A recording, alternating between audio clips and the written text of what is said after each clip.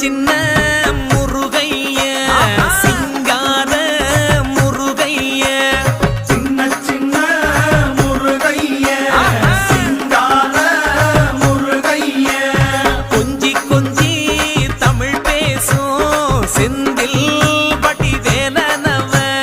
கொஞ்சி கொஞ்சி தமிழ் பேசும் செந்தில்